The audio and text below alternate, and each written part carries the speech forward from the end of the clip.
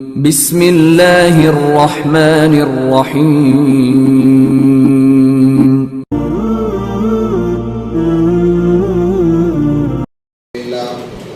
آج 15-12 مکمل ہو چکا ہے۔ اس کے اندر 2 سورے پڑھے گئے ہیں، ایک سورہ بنی اسرائیل اور دوسرا سورہ کہف پڑھا گیا ہے۔ اس کے اندر تو بہت سارے احکام ہیں اور بہت سارے سبق مسلمانوں کے لیے خصوصی اعتبار سے بیان کیے گئے ہیں۔ انشاءاللہ ہم جو سامنے حکم آتا جائے گا مختصر انداز میں بیان کرتے چلیں گے انشاءاللہ۔ دعا فرمائے اللہ تبارک و تعالی صحیح معنوں میں کہنے کی اور عمل کی توفیق عطا فرمائے۔ بسم اللہ الرحمن الرحیم۔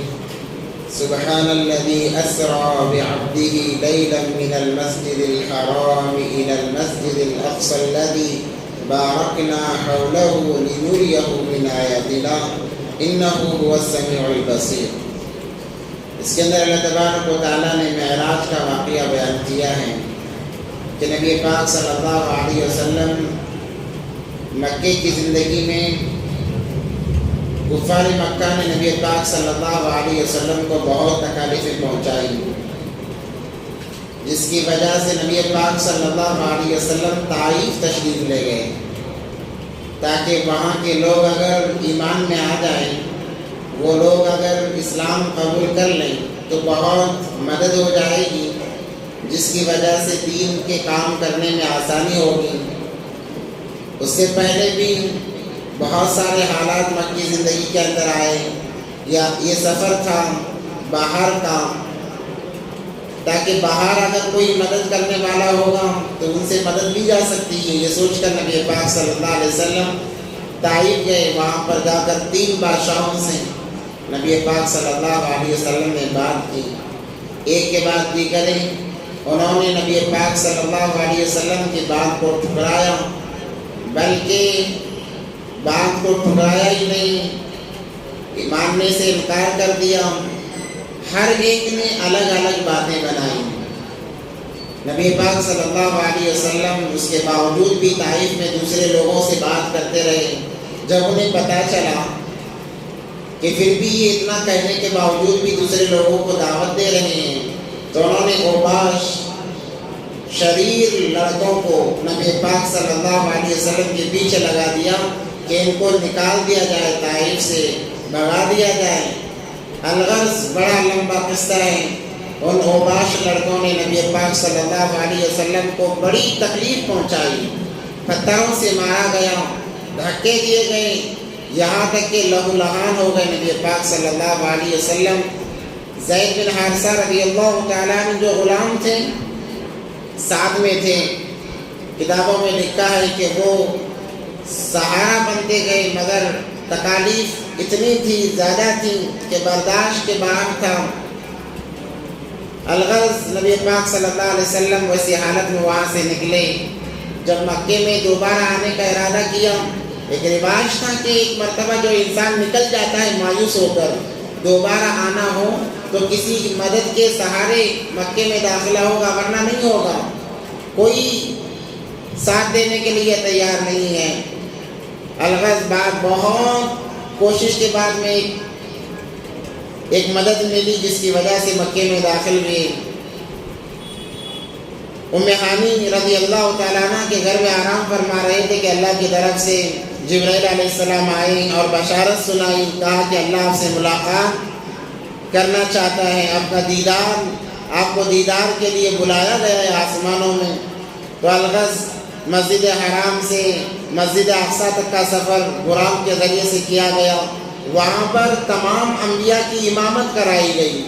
اللہ تبارک و تعالیٰ نے اس صبر پر یہ صلہ دیا کہ خاتم النبیین کا لقب دیا گیا، تمام انبیاء جمع تھے، نبی پاک صلی اللہ علیہ وسلم نے امامت کی اور آسمانوں کا سفر ہوا، جنت جہنم کی سیر کرائی گئی، اور انعام کے طور پر 50 نمازیں، پھر دھیرے دھیرے کم ہوتے ہوتے 5 نمازیں دی گئیں۔ آج جو ہمارے پاس نمازیں ہیں یہ وہی معراج کا تحفہ ہے جس کو اللہ تبارک و تعالیٰ نے امت کے لیے دیا ہے۔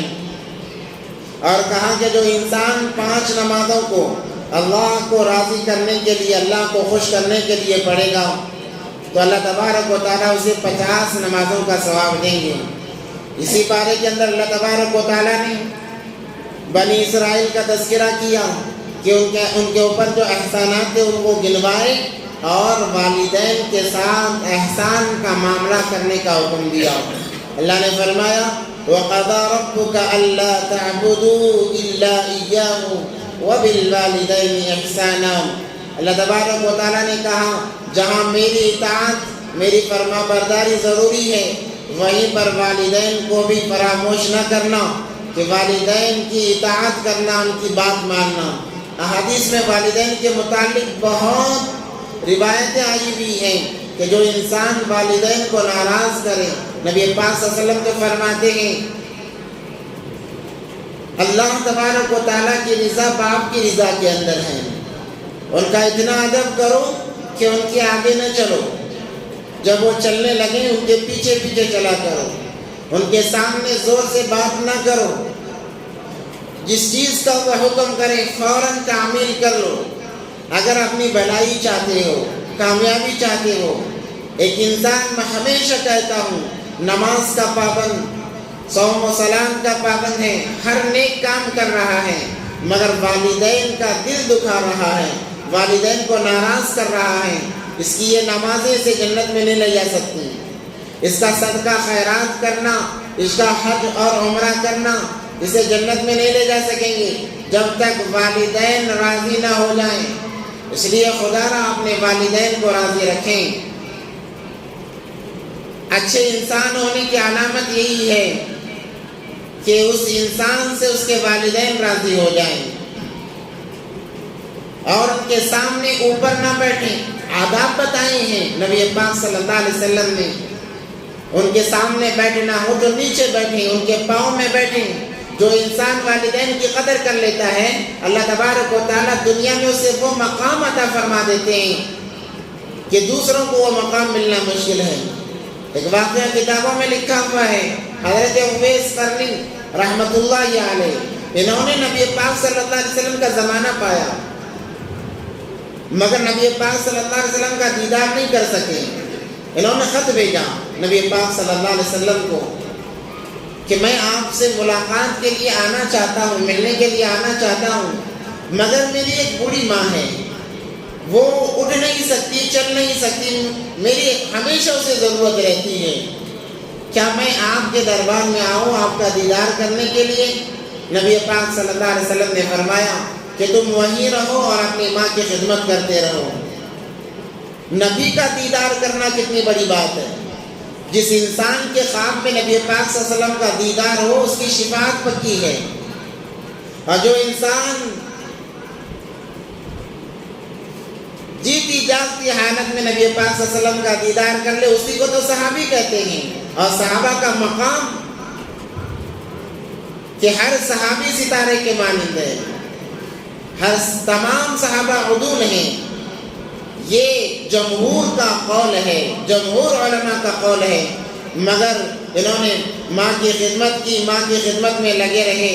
جب نبی پاک صلی اللہ علیہ وسلم کا وصال قریب آیا، نبی پاک صلی اللہ علیہ وسلم نے حضرت عمر کو بلایا اور کہا کہ میرے بعد میں قرن سے اویس آئیں گے، جب وہ آئیں ان سے ملاقات کرنا اور اپنے لیے مغفرت کی دعا کرانا۔ حضرت عمر فاروق رضی اللہ تعالیٰ عنہ سے کہا جا رہا ہے کہ جب وہ آئیں ان سے ملاقات کرنا اور اپنے لیے مغفرت کی دعا کرانا اور میری امت کے لیے بھی مغفرت کی دعا کرانا۔ جس کے بارے میں نبی پاک صلی اللہ علیہ وسلم کا یہ فرمان ہو کہ ان سے میری امت کے لیے اور اپنے لیے مغفرت کی دعا کرانا، آپ اندازہ لگاؤ کیا مقام ہوگا حضرت اویس قرنی رحمۃ اللہ علیہ کا۔ نبی پاک صلی اللہ علیہ وسلم کی وصال کے بعد میں حضرت عمر ہر سال حج کے اندر تلاش کرتے، قرن والوں کو بلاتے اور تلاش کرتے۔ اتفاق سے ایک مرتبہ پا لیا تو حضرت عمر فاروق رضی اللہ تعالیٰ عنہ انہیں تلاش کرتے ہوئے گئے، پوچھا کہاں ہیں؟ کہا کہ بکریاں چرانے یا اونٹ چرانے گئے ہیں۔ تو خلیفۃ المسلمین امیر المومنین انہیں تلاش کرتے ہوئے ڈھونڈتے ہوئے گئے، جا کر انہیں پایا اور کہنے لگے اویس میرے لیے مغفرت کی دعا کرو۔ ہاتھ اٹھاؤ اور دعا کرو میں آمین کہوں گا۔ کیا مقام ہے! یہ مقام والدین کی اطاعت کرنے پر ملا ہے، ان کی بات ماننے پر ملا ہے۔ آج کے نوجوان ماں باپ کو تو طرح سے بات کرتے ہیں، ان سے زور سے بات کرتے ہیں۔ اللہ نے فرمایا اما یبلغن عندک الکبر احدهما او کلاهما فلا تقل لهما اف۔ عجیب انداز ہے۔ اللہ نے کہا کہ دونوں میں سے کوئی ایک بڑھاپے کو پہنچ جائیں یا دونوں پہنچ جائیں تو ان کے سامنے اف بھی نہ کہنا۔ اف کا مطلب کیا؟ مفسرین کرام نے بڑا کلام کیا اس بات کے اوپر، اس ایک لفظ کے اوپر، اف۔ جیسے انسان کوئی کام کرتے کرتے ماں باپ بلا لیے، ارجنٹ کام تھا، بڑا قیمتی کام میں لگا ہوا ہے، ماں باپ نے آواز دے دی، اس کے پیشانی پر بل آتے ہیں، وہ کہتا ہے، سر کو ہاتھ لگا لیتا ہے، پیشانی پر بل آ جاتے ہیں، یہ بھی اف میں شمار ہے۔ اگر ایسا بھی کرتا ہے تب بھی وہ اللہ کی نظروں سے گر جاتا ہے۔ اس لیے ماں باپ کا بڑا مقام ہے۔ اللہ نے کہا دونوں یا دونوں میں سے بڑھاپے کی عمر کو پہنچ جائیں، ان کے سامنے اف بھی نہ کہنا، اپنے آپ کو ان کے سامنے جھکا دو، ان کے قدموں میں اپنے آپ کو ڈال دو۔ اللہ تبارک و تعالیٰ آسمانوں کی بلندیوں تک پہنچائیں گے۔ اور اگر تم نے انہیں ناراض کیا، زور سے بات کی، آج کل تو مارا بھی جا رہا ہے۔ یہ چیزیں ایسی ہیں کہ انسان مرنے سے پہلے بھگتے گا۔ ایک واقعہ لکھا ہوا ہے کہ ایک بچہ اپنے باپ کو مارتا ہوا، گھسیٹتا ہوا 1 میل تک لے گیا، مار رہا ہے، گھسیٹ رہا ہے، 1 میل تک لے گیا۔ جب 1 میل دور گیا، باپ کہنے لگا بیٹا چھوڑ دے، اب اس سے آگے نہ گھسیٹ، کیونکہ اس سے آگے گھسیٹے گا تو زیادتی کرنے والوں میں ہو جائے گا۔ بیٹے نے کہا کیوں؟ تو اس نے کہا میں نے بھی اپنے باپ کو یہیں تک گھسیٹا تھا، میں نے بھی اپنے باپ کو یہیں تک گھسیٹا تھا اور مارا تھا، تو نے بھی وہ کام کر دیا، اب اس سے آگے نہ بڑھنا ورنہ تو زیادتی کرنے والوں میں ہو جائے گا۔ اسی لیے نبی پاک صلی اللہ علیہ وسلم نے تو یہاں تک فرمایا کہ اگر والدین زندہ نہیں ہیں، مر گئے، انتقال کر گئے، جمعے کی نماز کے بعد جانا سنت ہے، قبرستان جائیں، ان کے لیے ایصال ثواب کریں، اور باپ کا بھائی ہے تو باپ کا درجہ اس بھائی کو دیں، اس کے ساتھ وہی برتاؤ کریں، ماں کی بہن ہے تو اس کے ساتھ وہی برتاؤ کریں، چچا بھی نہیں، خالہ بھی نہیں ہے، تب کیا کیا جائے؟ نبی پاک صلی اللہ علیہ وسلم نے فرمایا دیکھو تمہارے باپ کے کون دوست ہیں، ان کے ساتھ باپ جیسا معاملہ کرو، وہ جب آئیں کھڑے ہو جاؤ، وہ جب آئیں کھڑے ہو جاؤ، ان کے سامنے نرم بات کرو، اپنی آواز کو بلند نہ کرو، انہیں تحفے تحائف دو۔ ماں کے لیے بھی کہا خالہ نہیں ہے، ماں کی سہیلیوں کے ساتھ میں ایسا برتاؤ کرو، نرمی سے بات کرو، انہیں تحفے تحائف پہنچاؤ، کتنا بڑا مقام ہوگا۔ اس لیے خدا رحم ماں باپ کی قدر کر لیں، ماں باپ کی قدر کر لیں، جن کے ماں باپ ہیں وہ آج انہیں منا لیں، پاؤں میں گر جائیں، ماں باپ ہے معاف کر دیں گے۔ اگر وہ ناراض رہے، ہماری نمازیں بیکار، ہمارے حج و عمرے بیکار، ہمارا صدقہ خیرات بیکار ہے، ان کو راضی کریں، خدا را راضی کریں، کبھی ان کے پیشانی پر ہماری وجہ سے بل نہ آئیں۔ ہاں شادی شدہ زندگیوں میں تبدیلیاں آ جاتی ہیں، تو جب ماں باپ کا ٹکراؤ بیوی کے ساتھ ہو، بیوی پر آواز ڈالیں تاکہ ماں باپ کے دل میں یہ احساس باقی رہے کہ ابھی تک میرا بیٹا میرا ہے۔ بعد میں بیوی کو منا لیں، بیوی اپنی ہے مان جائے گی، مگر بیوی کے سامنے ماں باپ کو نہ ڈانٹیں، اگرچہ ماں باپ کی غلطی نظر آ رہی ہے، بیوی کو بعد میں منا لیں، تحفے دے کر منا لیں، مگر ماں باپ کے دل میں یہ بات آنے نہ دیں کہ میرا بیٹا بیوی کا بن چکا ہے۔ وہ جیسے بھی ہیں انہیں راضی کرنا ہم پر فرض ہے۔ اللہ نے فرمایا فلا تقل لهما اف ولا تنهرهما وقل لهما قولا کریما، بہت نرمی سے بات کریں۔ آج نوجوان پاؤں پر پاؤں ڈال کر بیٹھ کر کہتا ہے ابا خاموش رہو، تمہیں کچھ پتا نہیں ہے، تمہیں کچھ معلوم نہیں ہے۔ یہ ایسا ہے گویا جیسے جیسے زبان درازی کر رہا ہے، جہنم کے دروازوں پر اپنا نام لکھتا چلا جا رہا ہے۔ اس لیے ماں باپ کا بہت بڑا مقام ہے، ان کی قدر کریں، دعائیں کرتے رہیں۔ اور اللہ تبارک و تعالیٰ نے اسی پارے کے اندر فرمایا وَلَا تَقْتُلُوا أَوْلَادَكُمْ خَشْيَةَ إِمْلَاقٍ، اپنے اولاد کو مفلسی کے ڈر سے قتل نہ کرو۔ کیا مراد ہے؟ پہلے لوگ جاہلیت کے اندر لڑکیوں کو قتل کر دیتے تھے، لڑکوں کو مار دیتے تھے، لڑکیوں کو کیوں؟ اگر پیدا ہوں گی تو بہت خرچہ بڑھ جائے گا، کون کھلائے گا، کون پلائے گا، اس ڈر سے قتل کر دیا کرتے تھے۔ اللہ نے فرمایا کہ مفلسی کے ڈر سے، غریبی کے ڈر سے قتل نہ کرو۔ آج بھی ہو رہا ہے۔ آپ پوچھیں گے آج کیسے ہو رہا ہے؟ آج حمل کو گرایا جا رہا ہے، حمل کا گرانا بھی قتل کرنے میں شمار ہے۔ یا بعض علماء فرماتے ہیں کہ حمل کا روکنا کہ اولاد نہ ہو، اس وجہ سے کہ اولاد ہوگی تو کھلائے گا کون، خرچہ بڑھ جائے گا۔ 12ویں پارے کے اندر اللہ تبارک و تعالیٰ نے فرمایا تھا وَمَا مِن دَابَّةٍ إِلَّا عَلَى اللَّهِ رِزْقُهَا، جتنے جاندار ہیں تمام کی روزی اللہ کے ذمے ہیں، ہم کیا کھلائیں گے؟ آنے والا روزی لے کے آتا ہے، آنے والا روزی لے کے آتا ہے۔ اگر اس ڈر سے حمل گرایا جا رہا ہے کہ کھلائے گا کون، کہاں سے کھلائیں گے، یا اولاد کو روکا جا رہا ہے کہ بچے ہو کے کھلائیں گے کہاں سے، تو یہ بھی قتل میں شمار ہے، حرام ہے، سخت حرام ہے۔ ہاں اگر ڈاکٹر نے بیماری کی وجہ سے اجازت دے دی کہ اگر حمل کھڑے گا، جان کو تکلیف ہو سکتی ہے، بہت بڑا نقصان ہو سکتا ہے، تب حمل کو روکنے کے ذرائع استعمال کرنے کی اجازت ہے، مگر مشہور ڈاکٹر کے مشورے پر، وہ ڈاکٹر مسلمان ہو اور مشہور ہو، اگر وہ اجازت دے تب روک سکتے ہیں، ورنہ گنجائش نہیں ہے۔ وَلَا تَقْتُلُوا أَوْلَادَكُمْ خَشْيَةَ إِمْلَاقٍ، کہ کمائی کے ڈر سے، مفلسی کے ڈر سے اگر روک رہا ہے تو وہ قتل میں شمار ہے۔ اللہ فرما رہے ہیں نَحْنُ نَرْزُقُهُمْ وَإِيَّاكُمْ، ہم انہیں بھی روزی دیتے ہیں، تمہیں بھی دیں گے، تم نہیں کھلاتے، ہم نہیں کھلاتے ہیں، اللہ کھلانے والے ہیں۔ إِنَّ قَتْلَهُمْ كَانَ خِطْئًا كَبِيرًا، اور اسی بارے میں اللہ نے اسی دوسرے آیت میں فرمایا وَلَا تَقْرَبُوا الزِّنَا إِنَّهُ كَانَ فَاحِشًا وَسَاءَ سَبِيلًا، زنا کے قریب بھی مت جاؤ، زنا نہ کرو یہ نہیں کہا اللہ نے، قریب بھی مت جاؤ۔ قریب بھی نہ جانے سے کیا مراد ہے کہ جو چیزیں انسان کو زنا کی طرف آمادہ کریں ان کے قریب بھی نہ جاؤ۔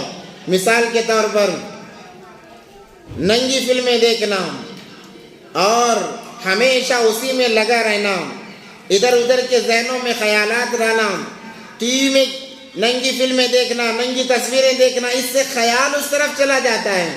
تو اللہ نے ان تمام چیزوں سے روکا ہے جو تمہیں زنا کی طرف تمہارے خیالات کو لے جائیں۔ وَلَا تَقْرَبُوا الزِّنَا، قریب بھی نہ جاؤ، اگر قریب جاؤ گے تو زنا کیے بغیر واپس نہیں آؤ گے۔ اور یہ زنا کا کرنا اتنی خباثت کی چیز ہے۔ نبی پاک صلی اللہ علیہ وسلم جب معراج پر تشریف لے گئے، دیکھا کہ چند لوگ ہیں جن کو اللہ تبارک و تعالیٰ آگ کے اندر ڈال، ننگے ہیں، بالکل مرد اور عورت اکٹھے ہیں، ننگے ہیں، آگ زور سے ایک سانس لیتی ہے جس کی وجہ سے یہ اوپر آتے ہیں پھر نیچے چلے جاتے ہیں۔ نبی پاک صلی اللہ علیہ وسلم نے جبرائیل امین سے پوچھا یہ کون ہے؟ کہا آپ کی امت کے زانی لوگ ہیں، زانی مرد اور عورتیں ہیں جنہوں نے دنیا میں زنا کیا، ان کو یہ سزا دی جا رہی ہے۔ اور آگے چلے دیکھا ایک جگہ اچھی چیزیں رکھی ہوئی ہیں کھانے کی اور ایک جگہ گندی غلاظت کی چیزیں، کیڑے مکوڑے ہیں، تو وہ لوگ اچھی چیز کو چھوڑ کر وہ غلاظت کھا رہے ہیں، گندگی کھا رہے ہیں۔ پوچھا یہ کون ہے؟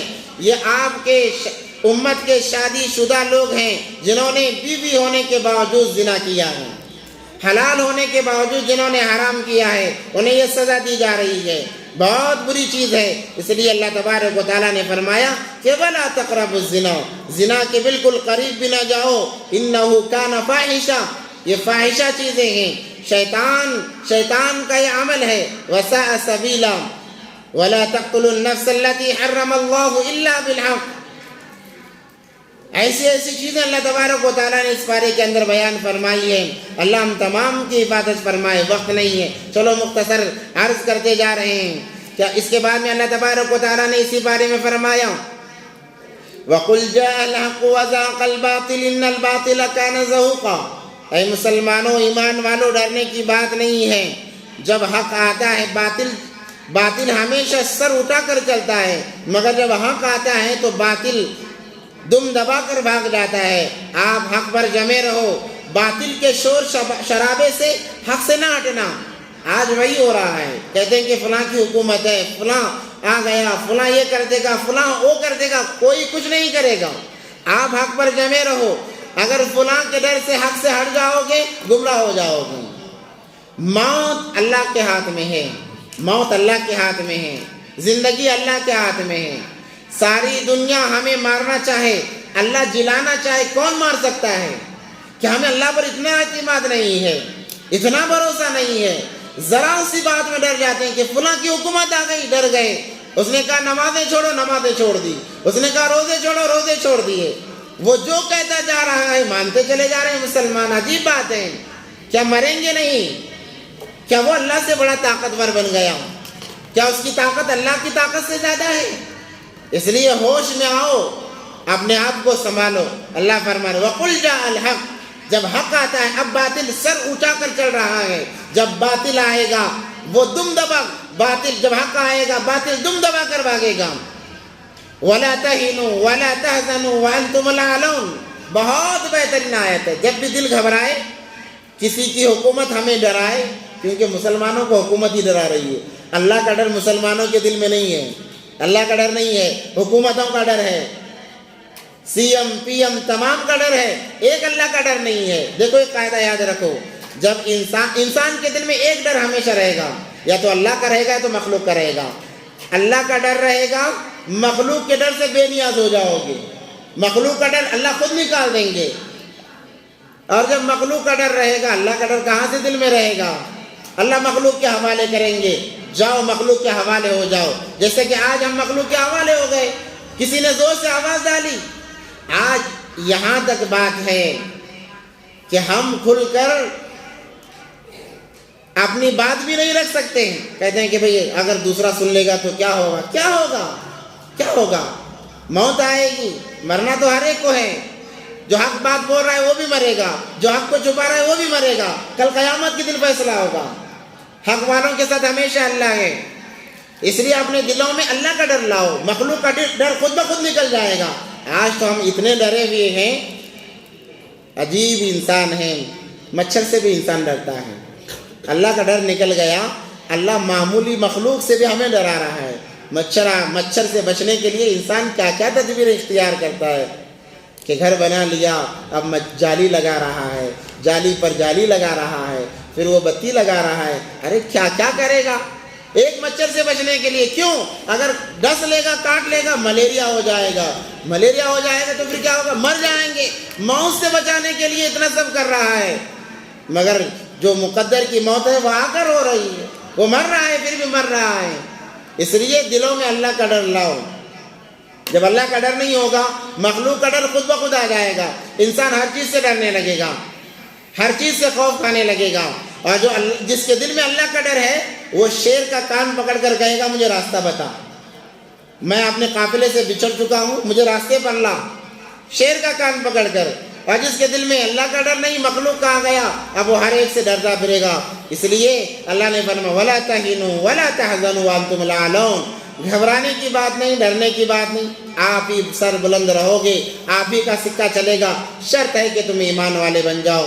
اللہ سے دعا ہے کہ اللہ تبارک و تعالیٰ ہم تمام کو ایمان والا بنا دے, حقیقی مسلمان بنا دے. مسلمان بن کر جینے اور مرنے کے اللہ ہم تمام کو توفیق عطا فرما دے. وآخر دعوانا الحمدللہ رب العالمین. سبحان اللہ و بحمدہ, سبحان اللہ.